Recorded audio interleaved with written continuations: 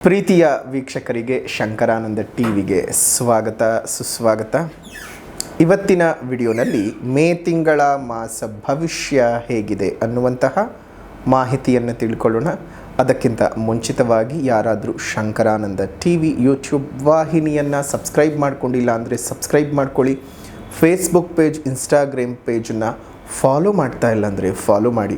ಅದರಿಂದ next upload ಮಾಡುವಂತಹ ವಿಡಿಯೋಗಳು ನಿಮಗೆ ನೋಟಿಫಿಕೇಷನ್ನ ಮುಖಾಂತರ ಬಂದು ತಲುಪತ್ತೆ. ಹೊಸ ಹೊಸ ಮಾಹಿತಿಗಳನ್ನು ತಿಳ್ಕೊಳ್ಳೋದಕ್ಕೆ ಸಾಧ್ಯವಾಗತ್ತೆ ಅಂತ ತಿಳಿಸ್ತಾ ಮೇ ತಿಂಗಳ ಮಾಸ ಭವಿಷ್ಯವನ್ನು ಗಮನಿಸೋಣ.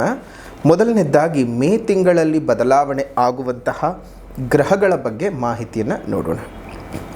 ಈ ಮೇ ತಿಂಗಳಿನಲ್ಲಿ ತುಂಬ ದೊಡ್ಡದಾಗಿರ್ತಕ್ಕಂತಹ ಪರಿವರ್ತನೆಗಳು ನಡೀತಾ ಇದ್ದಾವೆ.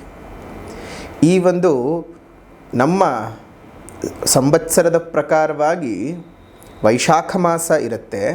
ವೈಶಾಖ ಮಾಸ ಜೊತೆಗೆ ನಮ್ಮ ಕ್ಯಾಲೆಂಡರ್ನ ಪ್ರಕಾರ 5ನೇ ತಿಂಗಳು, ಪಂಚಾಂಗದ ಪ್ರಕಾರ 2ನೆಯ ತಿಂಗಳು. ಈ ತಿಂಗಳಲ್ಲಿ ಬಹಳ ದೊಡ್ಡದಾಗಿರ್ತಕ್ಕಂತಹ ಪರಿವರ್ತನೆಗಳು ನಡೀತಾ ಇರತಕ್ಕಂಥದ್ದು.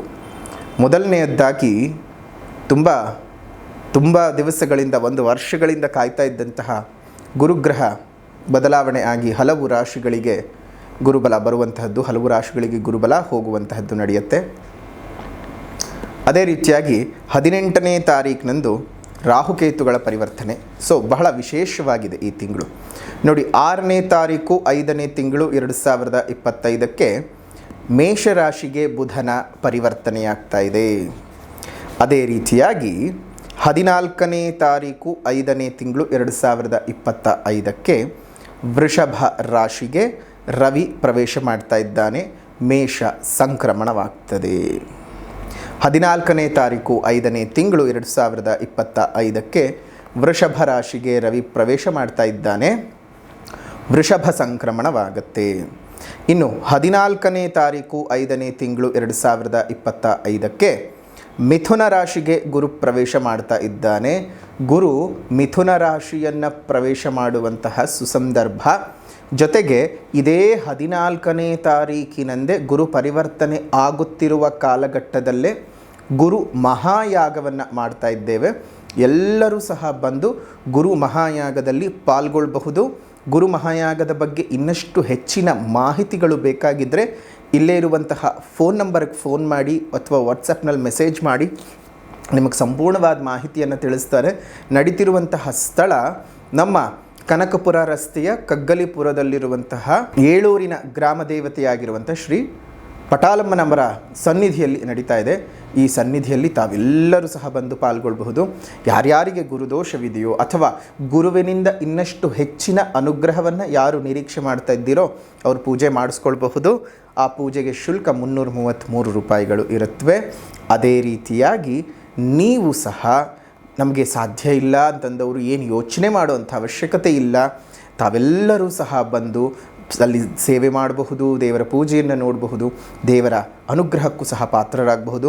ಕೇವಲ ಹಣ ಕಟ್ಟಿದರೆ ಮಾತ್ರ ಬರಬೇಕು ಅಂತ ಏನಿಲ್ಲ, ಕಟ್ಟೋಕ್ಕೆ ಸಾಧ್ಯ ಇಲ್ಲದೆ ಇದ್ದವರು ಸಹ ಬರಬಹುದು. ಇನ್ನು ಅದೇ ರೀತಿಯಾಗಿ 18ನೇ ತಾರೀಕು ಗಮನಿಸಬೇಕು. 2 ಛಾಯಾಗ್ರಹಗಳು 18 ತಿಂಗಳುಗಳ ನಂತರ ಪರಿವರ್ತನೆ ಆಗ್ತಾ ಇದ್ದಾರೆ. ಕುಂಭರಾಶಿಗೆ ರಾಹು ಬರ್ತಾ ಇದ್ದಾನೆ, ಸಿಂಹರಾಶಿಗೆ ಕೇತು ಬರ್ತಾ ಇರುವಂತಹ ಸಂದರ್ಭ. 23ನೇ ತಾರೀಕಿನಂದು ವೃಷಭ ರಾಶಿಗೆ ಬುಧ ಪ್ರವೇಶ ಮಾಡ್ತಾ ಇದ್ದಾನೆ. ಇನ್ನು 31ನೇ ತಾರೀಕು 5ನೇ ತಿಂಗಳು 2025ಕ್ಕೆ ಮೇಷರಾಶಿಗೆ ಶುಕ್ರ ಪ್ರವೇಶ ಮಾಡ್ತಾ ಇದ್ದಾನೆ. ತನ್ನ ಉಚ್ಚ ಸ್ಥಾನವನ್ನು ತೊರೆದು ತನ್ನ ಮುಂದಿನ ಶುಭ ರಾಶಿಯಾದಂತಹ ಮೇಷರಾಶಿಗೆ ಪರಿವರ್ತಿತನಾಗ್ತಾ ಇದ್ದಾನೆ. ಇದಿಷ್ಟು ಈ ತಿಂಗಳಲ್ಲಿ ನಡೆಯುವಂತಹ ಒಂದು ವಿಶೇಷವಾದ ಗ್ರಹಗಳ ಸಂಚಾರ. ಇದನ್ನು ನೋಡಿ, ದೀರ್ಘಕಾಲದ ಫಲವನ್ನು ಕೊಡುವಂತಹ ಗುರುವಿನ ಬದಲಾವಣೆಯಾಗ್ತಾ ಇದೆ. ಅದೇ ರೀತಿಯಾಗಿ 18 ತಿಂಗಳ ನಂತರದಲ್ಲಿ ಒಂದು ರಾಹುಕೇತುಗಳ ಸ್ಥಾನ ಪರಿವರ್ತನೆಯಾಗ್ತಾ ಇದೆ. ಇದು ಬಹಳ ದೊಡ್ಡ ಮಟ್ಟದಲ್ಲಿ ಹಲವು ರಾಶಿಗಳ ಮೇಲೆ ಪ್ರಭಾವವನ್ನು ಬೀರುತ್ತೆ. ಯಾವ್ಯಾವ ರೀತಿಯಾದಂತಹ ಪರಿಣಾಮಗಳನ್ನು ಎದುರಿಸಬಹುದು ಈಗ ನೋಡೋಣ. ಇನ್ನು ಮಿಥುನ ರಾಶಿಯವರಿಗೆ ಯಾವ ರೀತಿಯಾದಂತಹ ಫಲಾನುಫಲಗಳನ್ನು ಈ ಒಂದು ತಿಂಗಳಿನಲ್ಲಿ ಕಾಣಬಹುದು ಅನ್ನೋದನ್ನು ಈಗ ಗಮನಿಸೋದಾಯಿತು ಅಂತ ಹೇಳಿದ್ರೆ, ಮಿಥುನ ರಾಶಿನಲ್ಲಿ ಹುಟ್ಟಿರ್ತಕ್ಕಂಥವರಿಗೆ ಒಂದು ಜನ್ಮಗುರುವಿನ ಪ್ರಭಾವ ಆಗ್ತದೆ. ಅದರ ಜೊತೆಗೆ ತೃತೀಯಾಧಿಪತಿಯು ಮತ್ತು ರಾಶ್ಯಾಧಿಪತಿಯು ವ್ಯಯಸ್ಥಾನಕ್ಕೆ ಸಂಚಾರವನ್ನು ಮಾಡ್ತಾನೆ. ಇನ್ನು 3ನೇ ಮನೆಯ ಒಳಗಡೆ ಕೇತು ಬರ್ತಕ್ಕಂಥದ್ದು, ದ್ವಿತೀಯದಲ್ಲಿ ನೀಚನಾಗಿರ್ತಕ್ಕಂತಹ ಕುಜನ ಪ್ರಭಾವ, ಅದೇ ರೀತಿಯಾಗಿ ಶನಿ ಮತ್ತು ಶುಕ್ರರು 10ನೇ ಮನೆಯಲ್ಲಿ ಇರುವಂತಹದ್ದು. ಇನ್ನು ಭಾಗ್ಯಸ್ಥಾನದಲ್ಲಿ ರಾಹುವಿನ ಸಂಚಾರ.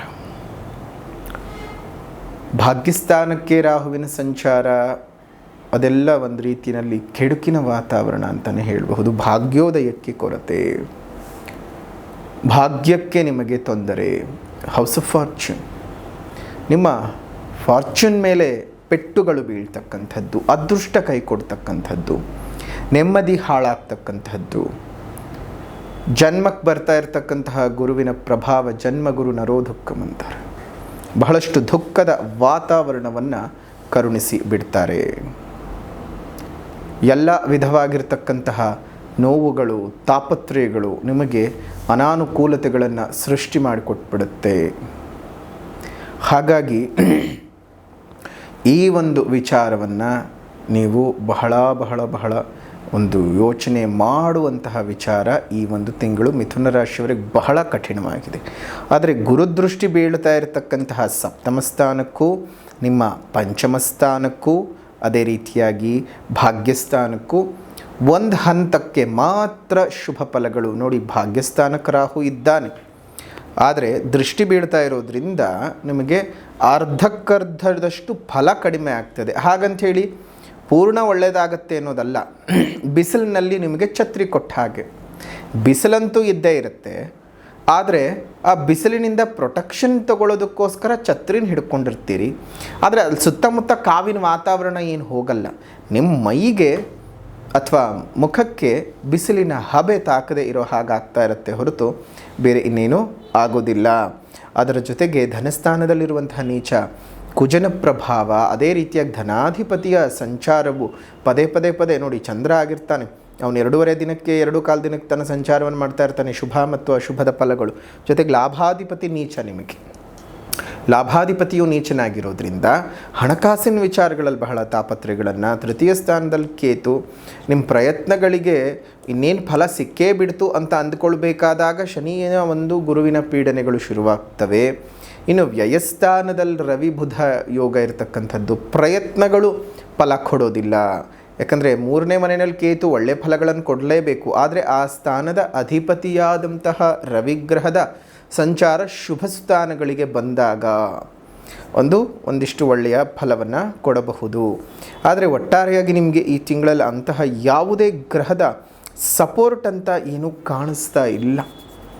ಕೆಲಸ ಕಾರ್ಯದ ಸ್ಥಾನದಲ್ಲಿ ಶನಿ ಇದ್ದಾನೆ, ಆ ಸ್ಥಾನದ ಅಧಿಪತಿ ನಿಮ್ಮ ರಾಶಿಗೆ ಬರ್ತಾ ಇದ್ದಾನೆ. ಬಹಳ ಹಿನ್ನಡೆಯನ್ನು ನೋಡಬೇಕಾಗತ್ತೆ, ಬಹಳ ಒಂದಿಷ್ಟು ತಾಪತ್ರಗಳನ್ನು ಸೃಷ್ಟಿ ಮಾಡಿಕೊಳ್ಬೇಕಾಗಿರ್ತಕ್ಕಂತಹ ಸಮಸ್ಯೆಗಳು, ಸಮಯಗಳು ಈ ಒಂದು ಕಾಲಕ್ಕೆ ಬರುತ್ತೆ.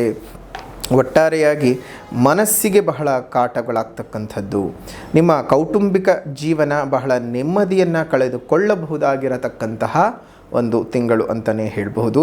ಮಿತ್ರರೊಟ್ಟಿಗೆ ಪದೇ ಒಂದು ವೈಮನಸ್ಯಗಳು ಉಂಟಾಗ್ತಾ ಇರುತ್ತೆ. ದೊಡ್ಡ ಮಟ್ಟದ ಅಪವಾದಗಳು, ಆರೋಪಗಳು ಬರುವಂತಹ ಒಂದು ತಿಂಗಳು ಆಗಿರುತ್ತೆ ಈ ಒಂದು ತಿಂಗಳು ಮಿಥುನ ರಾಶಿಯವರಿಗೆ. ಯಾವುದೇ ಕೆಲಸ ಕಾರ್ಯಗಳಿಗೆ ಕೈ ಹಾಕಿದರೂ ಸಹ ಉತ್ತಮವಾದ ಫಲದ ನಿರೀಕ್ಷೆ ಮಾಡೋದಕ್ಕೆ ಸಾಧ್ಯ ಆಗೋದಿಲ್ಲ. ಇನ್ನೇನು ಫಲ ನಿಮ್ಮ ಕೈಗೆ ಬಂತು ಅಂತ ಅಂದುಕೊಳ್ಳೋ ಹೊತ್ತಿಗೆ ಕಳೆದುಕೊಳ್ಳಬಹುದಾಗಿರತಕ್ಕಂತಹ ಅನೇಕ ಸಂದರ್ಭಗಳು ಬರುತ್ತೆ. ಒಟ್ಟಾರೆಯಾಗಿ ತುಂಬಾ ಹುಷಾರಾಗಿರಬೇಕು ಈ ಒಂದು ಮಿಥುನ ರಾಶಿಯವರು. ಈ ಒಂದು ತಿಂಗಳಲ್ಲಿ ಅಂತಹ ಸುಲಭದ ಫಲಗಳನ್ನು ನೀವು ನಿರೀಕ್ಷೆ ಮಾಡೋದಕ್ಕೆ ಸಾಧ್ಯ ಆಗೋದಿಲ್ಲ. ಸಂತೋಷಗಳು ಭರದಿಂದ ಖಾಲಿ ಆಗಿ ಹೋಗುತ್ತವೆ. ವ್ಯಾಪಾರ ವ್ಯವಹಾರಗಳಲ್ಲಿ ನೀವು ನಷ್ಟವನ್ನು ನೋಡಬೇಕಾಗತ್ತೆ. ವಾದ ವಿವಾದಗಳು ಹೆಚ್ಚಿಗೆ ಆಗ್ತಾ ಹೋಗುತ್ತೆ. ಮಿಥುನ ರಾಶಿಯವರಿಗೆ ಬಹಳ ಹುಷಾರಾಗಿರಿ. ಯಾಕಂದರೆ ಒಂದಲ್ಲ ಎರಡೆರಡಲ್ಲ ತುಂಬ ಗ್ರಹಗಳ ನಿಮಗೆ ಕಾಟ ಇರತಕ್ಕಂಥದ್ದು. ಒಂದು ಗುರು ಕಾಟ ಇರುವಂಥದ್ದು, ರವಿ ಕಾಟ, ಬುಧನ ಕಾಟ, ಅದೇ ರೀತಿಯ ಕುಜ ಸರಿ ಇಲ್ಲ, ರಾಹು ಸರಿ ಇಲ್ಲ. ಇಷ್ಟಿಷ್ಟು ಸಮಸ್ಯೆಗಳನ್ನು ಅನುಭವಿಸ್ತಾ ಇದ್ದೀರಿ.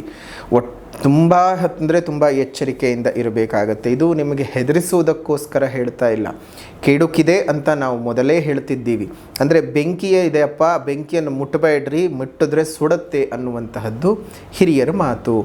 ಹಾಗಾಗಿಯೇ ಈ ಒಂದು ಸಂದರ್ಭದಲ್ಲಿ ನಿಮಗೆ ಎಚ್ಚರಿಕೆಯನ್ನು ಕೊಡ್ತಾ ಇದ್ದೇವೆ, ಸ್ವಲ್ಪ ಜಾಗ್ರತೆಯಾಗಿರಿ.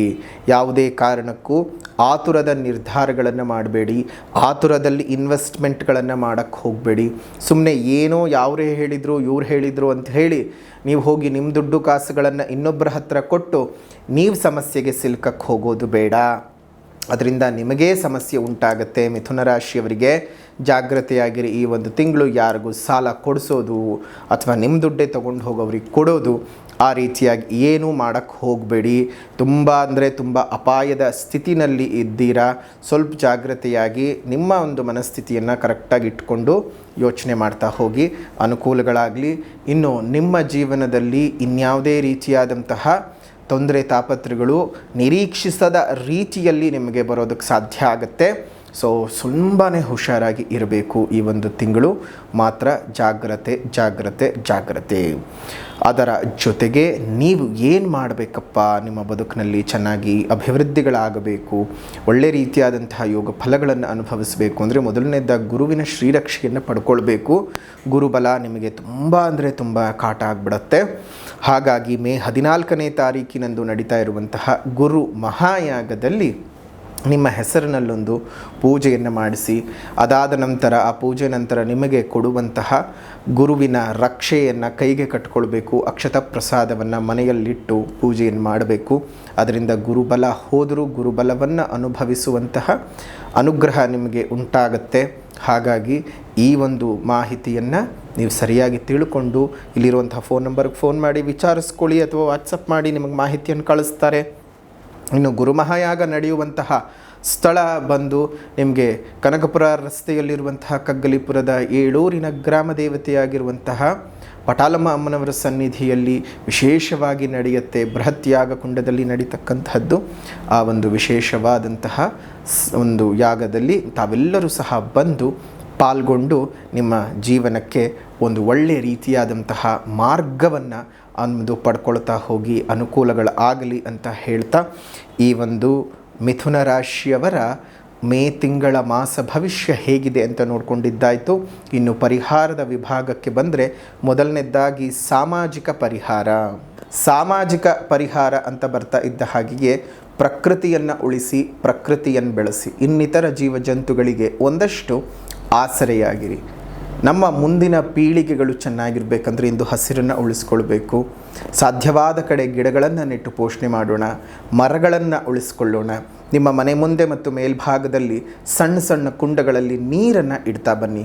ಅದರಿಂದ ಅದೆಷ್ಟೋ ಜೀವಜಂತುಗಳಿಗೆ ನೀವು ಕೊಡುವಂತಹ ಒಂದು ಹನಿಯ ನೀರು ಅವುಗಳ ಪ್ರಾಣವನ್ನು ಉಳಿಸೋದಕ್ಕೆ ಸಾಧ್ಯವಾಗುತ್ತೆ. ಒಂದು ಜೀವಿಯ ಪ್ರಾಣವನ್ನು ಉಳಿಸಿದ ಪುಣ್ಯದ ಫಲ ನಿಮಗೆ ಸಿಗುತ್ತೆ. ಬಹಳ ಅತ್ಯುತ್ತಮವಾದಂತಹ ಯೋಗ ಫಲವನ್ನು ದೇವರೇ ನಿಮಗೆ ಅನುಗ್ರಹ ಮಾಡಿದಾಗ ಇನ್ಯಾವುದೇ ರೀತಿಯ ಗ್ರಹ ಬಲಗಳ ಬಗ್ಗೆ ಯೋಚನೆ ಮಾಡೋದು ಬೇಡ. ಅದಕ್ಕೆ ನಾವು ನಮ್ಮ ಪ್ರತಿ ವಿಡಿಯೋನಲ್ಲೂ ಹೇಳ್ತಿರ್ತೀವಿ, ಗ್ರಹ ಬಲಕ್ಕಿಂತ ದೈವ ಬಲ ದೊಡ್ಡದು, ದೈವ ಬಲವನ್ನು ಪಡ್ಕೊಳ್ಳೋದ್ರಲ್ಲಿ ನೀವು ಮುಂದುವರಿತಾ ಹೋಗಿ ಅಂತ ಹೇಳ್ತಾ ಇರ್ತೇವೆ. ಆದರೆ ತುಂಬ ಜನ ಮಾಡ್ತಾ ಇದ್ದೀರಿ, ತುಂಬ ಜನ ಮಾಡ್ತಾ ಇಲ್ಲ. ಮಾಡದೇ ಇದ್ದಂತಹವರು ಇನ್ನಾದರೂ ಅದನ್ನು ಶುರು ಮಾಡಿ, ಮಾಡ್ತಾ ಇರುವಂತಹವರು ನಿಲ್ಲಿಸದೆ ಮುಂದುವರಿಸ್ತಾ ಹೋಗಿ. ಸಾಮಾಜಿಕ ಪರಿಹಾರವಾದ ನಂತರದಲ್ಲಿ ಆಧ್ಯಾತ್ಮಿಕ ಪರಿಹಾರ ಅಂತ ಬಂದಾಗ ಮೊದಲನೇದಾಗಿ ನೀವು ಮಾಡಿಕೊಳ್ಬೇಕಾಗಿರ್ತಕ್ಕಂತಹದ್ದು ಸಾಮಾಜಿಕ ಪರಿಹಾರದ ನಂತರದಲ್ಲಿ ಆಧ್ಯಾತ್ಮಿಕ ಪರಿಹಾರ ಅಂತ ಹೇಳಿದರೆ, ಈ ಒಂದು ಸಂದರ್ಭದಲ್ಲಿ ನೀವು ಪ್ರತಿನಿತ್ಯ ಬೆಳಗ್ಗಿನ ಜಾವ 3 ಗಂಟೆಗೆ ಎದ್ದು ಸ್ನಾನಗಳನ್ನು ಮುಗಿಸ್ಕೊಂಡು ಹನುಮಾನ್ ಚಾಲೀಸದ ಪಠಣವನ್ನು 3 ಬಾರಿ ಮಾಡ್ತಾ ಬನ್ನಿ. ಅದರಿಂದ ಹನುಮದೇವರ ಅನುಗ್ರಹದಿಂದ ಬಹಳ ಅನುಕೂಲತೆಗಳನ್ನು ನೀವು ಅನುಭವಿಸಬಹುದು. ಅದರ ಜೊತೆಗೆ ಹನುಮಾನ್ ಚಾಲೀಸ ಕನ್ನಡದಲ್ಲೂ ಸಹ ಇದೆ. ಆ ಕನ್ನಡದಲ್ಲಿರ್ತಕ್ಕಂತಹ ಅಂದರೆ ಹಿಂದಿಯಿಂದ ಕನ್ನಡಕ್ಕೆ ತರ್ಜುಮೆ ಮಾಡಿರ್ತಕ್ಕಂತಹ ಹನುಮಾನ್ ಚಾಲೀಸವನ್ನು ಸಹ ನೀವು ಪಠಣ ಮಾಡಬಹುದು. ಎಷ್ಟೊಂದು ಜನಕ್ಕೆ ನಾವು ಹೇಳಿದಾಗ, ಗುರುಗಳೇ ಕನ್ನಡದಲ್ಲೂ ಇದೆ, ಹಿಂದಿ ಒಳಗಿದೆ, ಹಿಂದಿ ನಮಗೆ ಸರಿಯಾಗಿ ಹೇಳಲಿಕ್ಕೆ ಬರಲ್ಲ, ಕನ್ನಡದಲ್ಲಿರುವಂತಹ ತರ್ಜುಮೆ ಆಗಿರುವಂತಹ ಹನುಮಾನ್ ಚಾಲೀಸದ ಪಠಣ ಮಾಡಬಹುದಾ ಅಂತ ತುಂಬ ಜನ ಕೇಳ್ತಾ ಇದ್ರಿ. ಸೊ ಏನೂ ತೊಂದರೆ ಇಲ್ಲ. ದೇವರ ಮೇಲೆ ಭಾರ ಹಾಕಿ, ಹನುಮದೇವರ ಕನ್ನಡ, ಹಿಂದಿ, ಸಂಸ್ಕೃತ, ತಮಿಳು, ತೆಲುಗು ಅಲ್ಲ, ಭಾಷೆ ಮುಖ್ಯವಲ್ಲ, ಭಾವನೆ ಮುಖ್ಯ. ಹನುಮಂತನನ್ನು ನೀವು ಎಷ್ಟು ಭಕ್ತಿಯಿಂದ ಕರಿತೀರೋ ಅಷ್ಟು ಭಕ್ತಿಯಿಂದ ಬಂದು ಮುಂದೆ ನಿಂತ್ಕೊಳ್ತಾನೆ. ತಮ್ಮೆಲ್ಲರಿಗೂ ಸಹ ಶುಭವಾಗಲಿ, ಮಂಗಳವಾಗಲಿ. ಇದಾಗಿತ್ತು ಮೇ ತಿಂಗಳ ಮಾಸ ಭವಿಷ್ಯ ಮಿಥುನ ರಾಶಿಯವರಿಗೆ ಹೇಗಿದೆ ಅಂತ. ವಿಡಿಯೋ ಇಷ್ಟ ಆಗಿದ್ದರೆ ಲೈಕ್ ಮಾಡಿ, ಶೇರ್ ಮಾಡಿ, ಕಮೆಂಟ್ ಮಾಡಿ. ಮತ್ತೊಂದು ವಿಡಿಯೋನಲ್ಲಿ ಭೇಟಿ ಮಾಡೋಣ. ಅಲ್ಲಿವರೆಗೂ ನಮಸ್ಕಾರ. ಲೋಕಾ ಸಮಸ್ತ ಸುಖಿನೋ ಭವಂತು, ಸಕಲ ಸನ್ಮಂಗಳಾನಿ ಭವಂತು, ಸರ್ವೇ ಜನಾಃ ಸುಖಿನೋ ಭವಂತು, ಸಮಸ್ತ ಸನ್ಮಂಗಳಾನಿ ಭವಂತು.